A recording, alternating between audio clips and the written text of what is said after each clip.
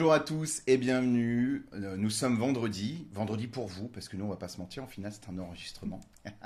Mais il est vendredi 11 h, on est ravis de vous retrouver sur ce rendez-vous hebdomadaire devenu, je pense, une bonne habitude. Enfin en tout cas, du moins je l'espère. Et aujourd'hui pour nous accompagner, Pierre Amance-Lapeyre, le cofondateur de Bib Battery. Bonjour Pierre Amance. Bonjour Julien. Merci de prendre le temps de nous rejoindre dans nos studios Avec parisiens. grand plaisir, merci de nous inviter. Ah bah, Ça c'est fait trop toujours plaisir. un plaisir et en plus c'est un sujet qui chez nous a mis du temps avant de devenir un vrai sujet et qui par la force des choses, du destin, de la guerre, du dogmatisme gouvernemental, mais également des opportunités marché, est devenu le quotidien des acteurs du remarketing automobile. On va bien sûr parler du véhicule électrique d'occasion. Elle était, Bon, elle était parfaite. Parfait, merci. On voit que c'est bossé. Et c'est répété 2 heures devant le miroir. Ça se voit. Bon, première question, est-ce que tu peux nous parler de Bib Battery et du sujet que tu portes toi au quotidien? Avec plaisir. Alors, BIM, notre métier, nous, c'est d'être des experts de la batterie du véhicule électrique. Et c'est d'être capable de, à distance, remonter toutes les infos sur l'état de santé de la batterie. Ça, c'est notre métier technique. Et le plus important, c'est une fois qu'on a cette info technique, comment la rendre disponible aux professionnels du véhicule électrique qui achètent, qui revendent ces véhicules-là. Et donc aujourd'hui, très très concrètement, on vend des rapports batterie à distance, donc à partir d'un VIN de véhicule électrique. Ok. On se connecte aux télématiques de constructeurs. On a fait plein de partenariats avec eux pour en arriver là. Et on rend à disposition du professionnel du VO électrique toutes ces informations-là. Et donc aujourd'hui, on travaille surtout pour des sociétés de leasing, des premiers distributeurs Bien VO depuis mars, c'est tout nouveau, et des marketplaces pour que quand un consommateur veut acheter un véhicule électrique sur sa marketplace préférée, il puisse dénicher la bonne affaire. On n'a pas donné de marketplace préférée, mais non, on existe plein. Il y en a quelques-unes, mais bientôt on en lancera peut-être une une très belle marketplace chez préférée. Univers VO et ailleurs. Donc du coup, ça sera aussi utile, tu as commencé à l'aborder pour les acteurs de la reprise, forcément, parce que quand on va avoir des véhicules électriques d'occasion qui vont arriver de manière de plus en plus récurrente et plus importante, il va falloir être capable de faire une bonne offre aux particuliers, mais même, tu le disais, aux leasers, quand on passe par différentes plateformes d'achat, ça va être les ventes aux enchères, directement les plateformes du leaser. Il faut être capable d'avoir ces certificats et pouvoir les redonner derrière aux futurs acheteurs. Donc, toi, par rapport à ça, d'ailleurs, qu'est-ce que tu vois, qu'est-ce que tu observes du marché électrique d'occasion? Est-ce que tu vois cette courbe de croissance exponentielle, ces parts de marché qui grossissent, et un attrait aussi pour le distributeur, vu que tu dis que tu commences depuis le mois de mars à parler avec les distributeurs? Eh c'est une très bonne question. Tu vois, nous, on a suivi, j'allais dire, la croissance du véhicule électrique. Et donc en gros c'est 2019-2020, ils sont arrivés en masse chez ces leasers de véhicules, donc ça a été nos premiers clients, les leasers qui ont fait un premier cycle de 3-4 ans. Premier fabricant de VO, les leasers, faut pas l'oublier, sans eux le marché du VN ne serait plus presque. Exactement, et du coup donc chez Bib on a fait nos armes avec eux, donc c'était l'enjeu d'aller se connecter à tous les constructeurs automobiles. Et puis c'est des profils incroyables pour apprendre, pour structurer un produit. Quand tu parles déjà à des gens de cette pointure-là, de cette taille-là, avec cette sensibilité banquier, femmes et hommes d'affaires assez pointus, ça doit être quelque chose. Tout à fait. Et du coup, ces gens-là, là, depuis 2-3 ans, comme tu dis, c'est des gros fabricants de VO et plus particulièrement de VO électrique. Et qui se retrouvent du coup dans tout le réseau des enchéristes, des distributeurs aujourd'hui. Et tu vois vraiment une certaine déjà maturité dans le traitement du véhicule électrique d'occasion? Là j'ai envie de te dire plein de choses. Déjà j'ai préparé, je suis venu avec un petit chiffre quand même. Si on regarde le véhicule électrique aujourd'hui, c'est plus de 30% des immatriculations. Aujourd'hui sur le neuf, 98% des véhicules neufs électriques étaient financés. Donc tu vois, c'est vraiment les leasers, les financeurs qui sont qui sont ceux qui font le marché de ce côté-là, et aussi bien sur les flottes que sur les particuliers. Et quand tu as le VO, pour le coup c'est très différent, c'est 3% de véhicules d'occasion qui sont électriques aujourd'hui. Alors, c'est normal parce que ça fait que quelques années que ça arrive. Exactement, tu le connais, la règle de la répercussion. Il y a minimum 3 ans d'écart entre ce qui se passe sur le VN en termes de produits pour que ça arrive évidemment sur l'eau, du fait de nos amis leasers d'ailleurs, parce que comme ils fabriquent beaucoup de VO, les contrats étant au moins 3 ans, il faut le temps que ça arrive sur le marché du véhicule d'occasion. Tu peux faire des très beaux tableurs Excel là-dessus, mais tout à fait. Du coup, tu as raison, l'impact est là. Et du coup, tu vois, tous les pros, ils vont avoir des véhicules d'occasion plutôt jeunes. Donc, ils ont de plus en plus d'hybrides rechargeables, d'électriques. Et donc, conclusion, oui. Aujourd'hui, c'est un sujet pour toutes les plaques de VO qu'on rencontre depuis le début de l'année. C'est un premier point. Et le second, dans mon métier, je suis pas mal amené à aller faire des conférences sur le véhicule électrique, même sur le remarketing au sens large. Bien sûr. Et tu vois, donc ça fait 4 ans que je fais ça, que je vois ces conférences. Ce qui m'a vraiment étonné, c'est la dernière que j'ai faite en Allemagne au mois de novembre, avec tous les gros leasers, tous les gros remarketeurs d'Europe, tous les gros faiseurs. Sur 2 jours de conférence, je pense, 70% des questions, c'était sur le SOH. Moi, ça m'a impressionné parce qu'évidemment, c'est mon sujet du quotidien, l'état de santé de la batterie. Je suis là, ça fait des années que. C'est ça. Mais c'était sur le SOH, on en parlait déjà l'année dernière. Donc les questions, c'était comment je peux avoir ce SOH. Et ce qui m'a vraiment marqué. C'est comment on le valorise aujourd'hui. Exactement. J'ai un pourcentage et. Très bien. Maintenant, mais j'en fais quoi? Quelle valeur je lui donne? Comment je le transforme en euros? Quelle valeur vaut un 95%? Quelle valeur vaut un 90%? Quelle valeur vaut un 85%? C'est tout à fait. Encore plus quand tu parles à des financeurs dans le leasing. Eux, ils ne raisonnent que comme ça. Donc, ils pensent aux valeurs futures. Ils doivent anticiper ce genre de choses. Donc ça correspond à ce qu'on se disait sur la maturité. C'est que, les acteurs qui fabriquent des VO, acheteurs de VN, dessinent cette stratégie et sont en train de penser aux valeurs de demain et à un barème qui permettra de déterminer les valeurs. Et sur les distributeurs avec lesquels tu échanges depuis des années, mais avec lesquels ça s'est amplifié ces derniers temps, tu sens quoi? Une volonté de rattraper le retard parce qu'il y a quand même un certain engouement pour le véhicule électrique là, et je pense qu'ils n'étaient pas tous prêts à ce qu'il y ait la guerre au Moyen-Orient, elle est depuis des années, mais cet impact-là sur le choix actuel des véhicules d'occasion. Ouais. T'as raison, il y a un petit peu de conjecture qui est le prix du carburant, mais je pense qu'il y a aussi le structurel, tu disais en introduction, qu'il y avait un dogmatisme sur la transition électrique. Si j'apporte un autre point de vue, tu peux aussi te dire, en fait, il y a une offre d'occasion pour quelqu'un qui s'en fiche royalement d'avoir un moteur diesel qui n'a pas particulièrement d'agrément pour les amateurs d'automobile. Ils se disent, tiens, ça y est, pour 15-20 000 euros, j'ai un véhicule sérieux qui est une vraie alternative au véhicule thermique, ce qui n'était pas le cas il y a 5 ans, tu vois. C'était réservé à des modèles un peu plus haut de gamme. Donc je pense qu'il y a vraiment le consommateur qui se dit, tiens, je peux avoir une vraie bonne alternative, c'est un premier point. Et ce consommateur, il se retourne vers qui? Vers le professionnel de confiance qui lui a vendu sa Clio diesel exactement. Il y a 5 ans et qui aujourd'hui peut lui vendre peut-être une Zoé, une Renault 5, une i208, tout est possible, soyons fous. Et donc pour te répondre, sur les distributeurs VO, je dirais que c'est vraiment une notion presque d'émergence, où certains ont fait le pari de l'électrique dans les années 2022-2023. Certains ont fait des très bons coups, d'autres J'en connais un en particulier qui est souvent venu chez nous, à qui il va se reconnaître, mais qui lui avait cette vision depuis 2023 et qui disait toujours qu'il fallait... que ça allait se mettre en place forcément, et que les mieux lotis seront ceux qui auront forcément anticipé les choses.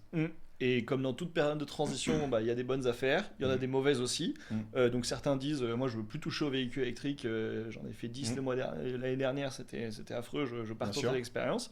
Mais la plupart se disent, ok, peut-être que j'ai perdu il y a 1 ou 2 ans, mais si je regarde le véhicule neuf aujourd'hui, je vais en avoir du VO électrique. Donc de toute façon, il va falloir que je m'y mette.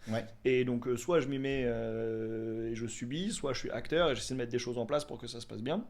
Et donc là-dessus, il y a vraiment une volonté de se former. Et l'autre enjeu que je voulais dire, c'est les... T'accompagnes à la formation, toi? On va le faire. Ouais, d'accord. Donc c'est vraiment quelque chose que tu mets en place là. Ouais, pour te dire... c'est pas notre métier de base, mais en fait... Il y a un tel besoin. Ouais, c'est parce que le vendeur...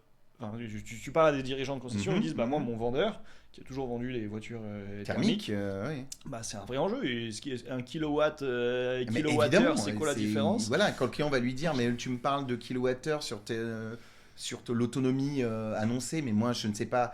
Je sais que 10 litres au 100 ou 5 litres au 100, c'est une affaire, mais quand tu me dis, elle consomme que tant en kilowattheure, ok.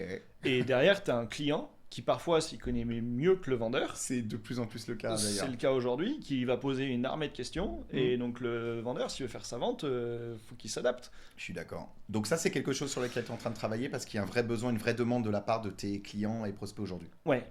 Nous, notre métier, c'est de rendre cette information transparente, disponible au vendeur et du coup à l'acheteur au moment de la vente, le plus simplement, à l'échelle. Ça, c'est vraiment notre métier. Et en plus, tu vois, on a commencé, je crois que c'était en décembre, avec l'équipe de Bib, on s'est dit, bon, bah tiens, en fait, là, on nous pose des questions, montons un petit webinaire sur l'électrique. Ouais. Ça a super bien marché, et du coup, là, on réitère l'expérience. Bah alors, on va revenir sur un élément clé, que tu parlais qu'en novembre, tu avais participé à un événement en Allemagne qui t'avait donné les tendances de la consommation du SOH et te dire maintenant valorisons-le. Est-ce que tu peux nous revenir là-dessus, ce rapport cette estimation, enfin ce rapport que tu vas rendre sur l'état de la batterie, comment est-ce que tu accompagnes déjà sur la valorisation toi, aujourd'hui, tu aides le professionnel à mettre un prix là-dessus? Oui, alors Enfin, je vais reprendre dans l'ordre. Vas-y. Donc le rapport, ce qu'on fait nous, c'est se connecter à distance à l'ordinateur de bord du véhicule et on vient soit regarder comment le véhicule a roulé, donc ça c'est notre rapport premium, on regarde vraiment sous un même standard. Ça a un impact réel sur l'état de la batterie aussi? Ouais, 100%. C'est ce qui change. Tu parlais de la divan, mais c'est ça. Nous, on le connaissait sur les boîtes de vitesse. Quand on vient du thermique, tu savais que selon le mode de conduite, tes boîtes de vitesse allaient être fragilisées. L'état des différents éléments consommables. Et là, toi, tu vas te dire, donc c'est la batterie directement impactée par le mode de conduite éco, voire trop sportif. Ouais, exactement. Et la gestion des charges, j'imagine. Tout à fait. Ok. Bah, tu as toutes les réponses presque. Tu vois, pour des liseurs... je commence à te fréquenter depuis un petit moment maintenant. Ça y est, t'écoutes bien, je suis flatté. mais du coup, ça, c'est notre équipe technique qui fait ça. Donc, ils suivent des véhicules pendant plusieurs mois. Et du coup, ils regardent, on a fait des études, l'impact des chimies des batteries. Si tu es un expert, on parle beaucoup de NMC, de LFP. Donc, tu vois, je t'ai pas vu depuis 2-3 semaines, donc du coup, voilà, je suis à la bourre. Reprends une consultation. Tu vas avoir la chimie des batteries qui va avoir une importance. Par exemple, sur une Tesla Standard Range, tu as une batterie LFP qui est sans métaux nickel, manganèse, cobalt, et une batterie NMC justement avec ces métaux là. Et plutôt sur les hauts de gamme, tu vas avoir ces batteries NMC qui valent plus cher, qui ont une meilleure densité. Et du coup, tu vois des vieillissements à des vitesses différentes selon comment la batterie a été chargée, selon comment elle a été conduite, donc déchargée. La température, si elle dort dans un parking ou pas. Bien sûr. Donc les régions du monde dans lesquelles on va acheter les véhicules ou d'où les véhicules vont venir auront un impact sur l'état des batteries. Nous, notre climat, qu'il soit continental ou tempéré, est plutôt, j'imagine, un facteur positif. Donc du coup, tous les climats méditerranéens, ça reste, et les climats un peu nordiques, ça va avoir un impact négatif sur la batterie. Après, je veux surtout pas avoir un discours alarmisme. Non, mais c'est véniel peut-être, mais c'est un impact d'ordre 2. Donc, mais oui, ça va avoir un impact. Et typiquement, même, tu dis en France, le climat méditerranéen, si elle dort l'hiver déchargée, oui, ça va avoir un impact négatif. Bien sûr. Alors que si elle dort dans la même ville, au même endroit, dans un garage bien biberonné, ça l'aura pas. Donc, ce qu'il faut retenir pour le coup, c'est que un véhicule de même âge, de même kilométrage, qui aujourd'hui sur la centrale Le Bon Coin aurait exactement la même valeur, et sur un électrique, je pense que certains valent réellement 3, 4, 5 000 euros de plus. Ouais, ça va être incroyable. C'est-à-dire que tu imagines que dans notre mental, déjà il a fallu tellement de temps. Là, ce que tu dis là me porte un coup directement au cœur. Désolé. Parce qu'il a fallu tellement de temps pour apprendre la gestion des tensions marché, du pricing. On y était. Et là, tu nous dis, les gars, dans 10 ans, le pricing, il est en temps réel sur un produit. Et sur ce même produit, selon l'état de la batterie, il y aura un truc qui sera totalement différent. Mais ce qui est génial, par contre, c'est que tu sais ce que tu achètes. Ce qui n'est pas le cas aujourd'hui totalement sur un thermique. Tu ne sais pas ce que tu achètes. Exactement. Sur un thermique, tu ne sais pas ce que tu achètes. Donc franchement, ça, c'est génial. Parce que... Je reprends le fil de l'histoire. Donc, nous, on fait ces rapports. Donc, première étape, voilà ta batterie aujourd'hui. Deuxième étape, voilà ta batterie dans 100 000 km. Et ça, tu peux le prédire. Ah, ça, génial. Et du coup, nous, aujourd'hui, on sait dire à nos clients, bonjour, vous avez cette i208. Elle est dans les véhicules qui ont le plus vieilli, malheureusement. Donc, vous peut-être la pricez un peu moins cher pour être sûr qu'elle ne reste pas dans le stock. Par contre, vous pouvez montrer à votre client que même s'il charge assez fort, elle va rester au-dessus de un niveau de vie qui 320 km, qui est l'usage qu'il a acheté.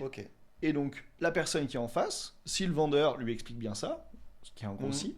Elle va pouvoir être rassurée, passer avec un véhicule qui correspond à son usage et ne pas raconter à tous ses petits copains je suis passé à un véhicule. Et c'est là que tu arrives à valoriser tout ça, quoi. Exactement. C'est là que tu arrives à dire voilà la valeur estimée de la batterie, donc à vous de faire celle du véhicule, quoi. Ouais, et donc du coup, donc c'est possible de prédire ce qui va se passer sur la batterie. Ça, c'est super important pour rassurer. Je pense que tous les professionnels du VO peuvent accompagner leurs clients là-dessus pour les rassurer. Et donc, je pense que ce ne sera pas dans 10 ans. Honnêtement, là, le SOH, ça va à une vitesse. Oui, ça va très très vite. Je pense que j'aurais presque envie d'oublier. J'ai 2-3 ans en tête. Je pense que tout le monde l'aura, tout le monde le regardera. Bien sûr. Et il n'y aura plus un acheteur qui achètera un véhicule sans avoir cette information. Mais je suis d'accord avec toi. De toute façon, on va arriver à une rupture parce qu'il y a eu tellement de modèles 100% électriques qui sont arrivés ou des hybrides fortement électrifiés qui fait qu'il va y avoir une rupture. Le SOH va devenir une norme dans le langage d'achat et de vente de véhicules. Bah, moi, je crois très fort à ça. Par contre, ce qui est sûr et certain, c'est qu'aujourd'hui, c'est pas le cas. Parce qu'aujourd'hui, tu as... déjà, tous les véhicules n'ont pas de SOH. Quand ils en ont un, il arrive que des calculs de SOH diffèrent entre les constructeurs, entre les méthodes. Donc, tu as besoin d'uniformiser tout ça et de voir clair. Ça, c'est un gros enjeu également.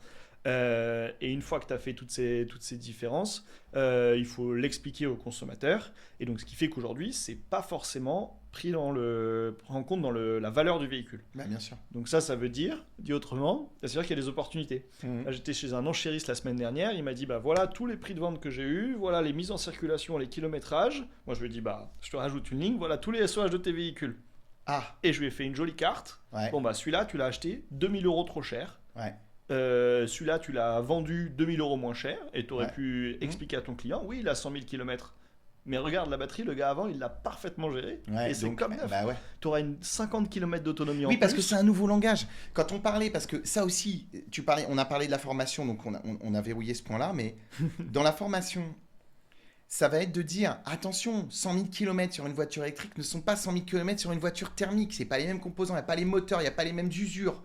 Si les pneus sont neufs, que les plaquettes de frein sont neuves, que les balais d'essuie-glace sont neufs et que la batterie elle est toujours à 95% de potentiel, t'as pas de coup de cutter dans le cuir, elle est neuve ta voiture, hein, concrètement.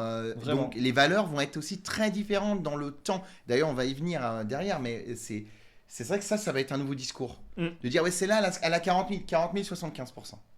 Tu veux la 40 000 km 75% ou la 100 000 95 je vais prendre la 100 000 à 95. Donc, c'est pas un problème de kilométrage.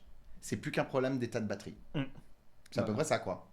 Littéralement. Et celle de 100 000 95, elle vaut 3, 4, 5 000 € de plus. Incroyable. Et aujourd'hui, c'est ça.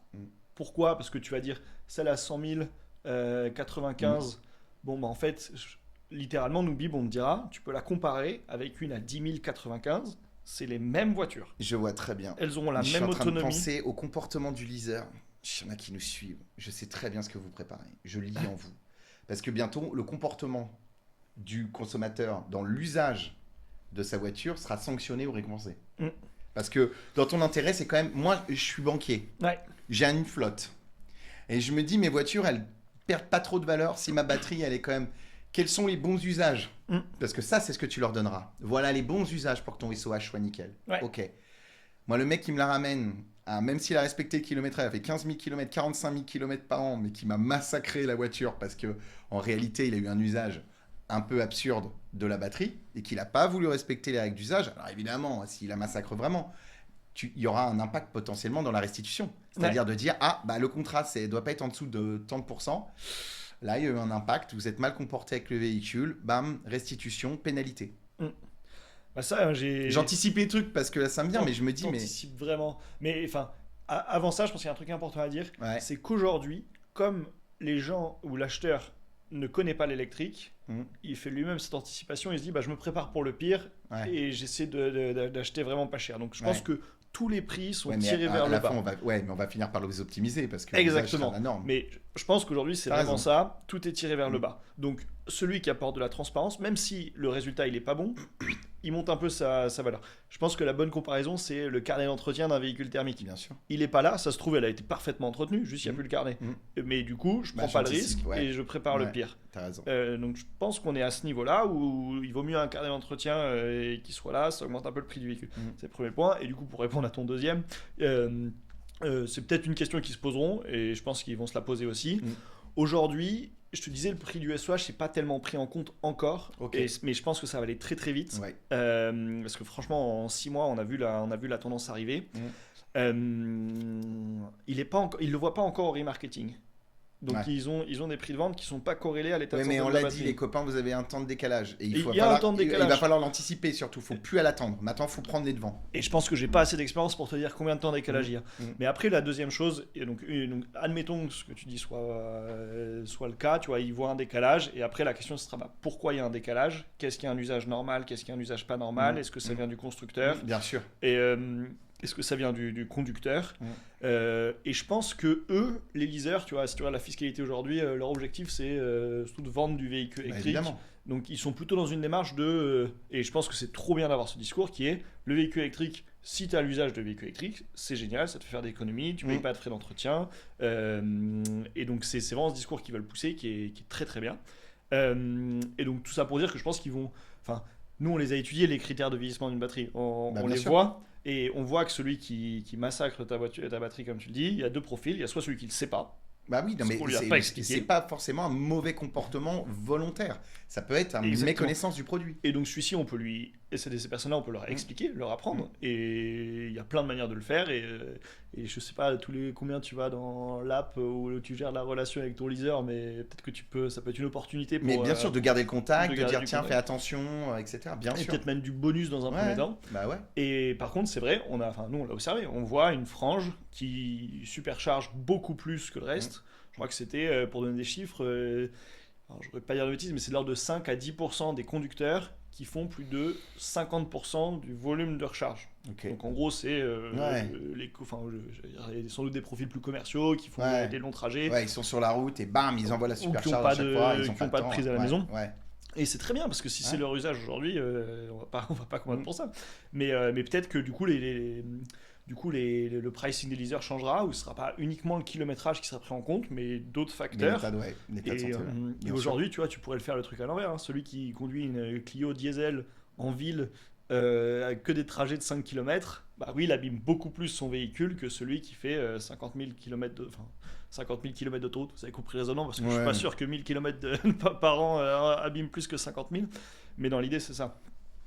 Et il y en a qui sont tout contents d'acheter des gros diesels de 200 000 km qui ont 4 ans. Bien sûr. On sait que ça a roulé. Mais je te dis, le changement de mentalité dans l'achat et dans la perception des véhicules sera total avec le véhicule électrique. Et ça, pour moi, le message que je veux dire, c'est oui, ça va arriver, c'est sûr et certain. En revanche, là, on est dans une pleine période de transition. Et ce que je veux dire, c'est que on se dit souvent, ça va être un nouveau monde, tout va s'équilibrer. C'est pas le cas. Aujourd'hui, c'est pas le cas du tout. Les gens achètent à l'aveugle, les acheteurs n'ont pas l'information. Exactement. Et du coup, c'est quoi le réflexe qu'on a ? C'est de faire comme avant et de ne pas prendre de risques. Mais cette période de transition doit laisser la place à, encore une fois, on l'a dit, le mot c'est de l'anticipation et être capable de parler à des acteurs métiers comme toi qui ont une vision du truc et sur lequel tu dis, ok, là, c'est ça l'opportunité, c'est ça le discours à avoir et c'est ça la mentalité de demain. On est sur le même... c'est pas le seul marché de l'histoire à avoir eu cette rupture technologique qui fait qu'on a tâtonné, mais on doit se servir des exemples du passé et des exemples d'autres marchés pour se dire ça va pas changer la dynamique d'achat, ça va juste changer la perception qu'on a du temps et de l'usure de la voiture, qui sera de l'usure esthétique, du design, certainement, des pièces d'usure, mais aucunement celle du moteur comme on l'a aujourd'hui. Et donc c'est ce genre de choses qu'il faut qu'on comprenne et qu'on sache améliorer dans le discours avec le client final. Moi j'ai une dernière question, c'est pour les pros du VO aujourd'hui, on l'a abordé, c'est un peu tout notre sujet le long de notre échange, mais avec tout ce que tu as comme information, etc., est-ce qu'on était en train de se dire là, quel conseil tu leur donnerais aujourd'hui pour ceux qui ont compris ou qui s'adaptent à ce marché et qui ont besoin aujourd'hui d'avoir une stratégie de reprise d'achat de VOE et également de vente en particulier, sur quels sont les points d'alerte et les bons conseils que tu pourrais donner? Déjà, le premier, ce serait d'avoir des rapports SOH BIB, évidemment, pour l'ensemble de leur VO. Maximum de fiabilité, s'il vous plaît. Non, mais et sans rire, même d'autres providers, évidemment. Mais le SOH. Et dans les calculs qu'on voit, c'est aujourd'hui, ça coûte entre 10 chez les bons vendeurs comme nous, jusqu'à 50 € avec d'autres solutions. Et qui est un investissement, mais quand derrière nous on voit l'écart de valeur du véhicule, si on parle de plusieurs milliers d'euros, c'est absolument nécessaire. Donc ça, c'est le premier point, évidemment. Mais ensuite, pour moi, il y en a plusieurs derrière qui arrivent qui sont... Enfin, ça, c'est ce que tout le monde fait aujourd'hui. Et pour moi, il faut très vite aller plus loin parce que ça ne suffit pas du tout. Et derrière, pour moi, c'est comment je fais mon sourcing. Parce que quand on arrive sur des parcs, on voit qu'il y a des mauvais véhicules électriques. Bien sûr. Et tu te dis, bon, bah, c'est dommage, vous avez acheté à l'aveugle, on aurait pu faire beaucoup mieux. Donc pour moi, il y a un enjeu de sourcing VO. Et ça, je rebondis sur ce qu'on disait avant, mais il y a des leasers qui aujourd'hui se positionnent là-dessus. Si vous voulez les meilleurs véhicules électriques du marché aujourd'hui, bah, c'est possible. Mais il faut faire l'effort. De la formation. Oui, formation, on l'a cité. Formation et en discuter avec ses commerciaux, leur donner les moyens et peut-être leur dire bon, bah, si moi je veux vendre des véhicules électriques cette année, il faut que je t'intéresse à ça. Et le quatrième point du coup que je voudrais mettre, c'est adapter son offre au consommateur. Donc c'est il achetait avant une citadine diesel, il va acheter une citadine électrique, c'est la première fois qu'il le fait. Bon, bah, faut l'accompagner. L'accompagner, ça veut dire quoi? Ça veut dire lui expliquer, prendre le temps de lui expliquer, et peut-être des nouveaux services derrière. Donc, typiquement, c'est des garanties sur la batterie, c'est peut-être des offres de financement sur le véhicule électrique d'occasion, qui, je pense, seront un très bel avenir. Oui, il y a du potentiel là-dessus. Moi, il me reste à te remercier. Merci Pierre Amance pour ton temps. Merci à toi. Merci pour l'échange. Merci pour ces connaissances supplémentaires sur ce marché déterminant qui est celui du véhicule électrique d'occasion. Et on se dit à très très vite sur Universo ou ailleurs, très cher. J'espère que tu auras la différence entre les batteries LFP et NMC la prochaine fois. Je vais réviser. Tu ne me piégeras pas deux fois, je te le dis. Promis. Allez, à très bientôt tout le monde. Ciao.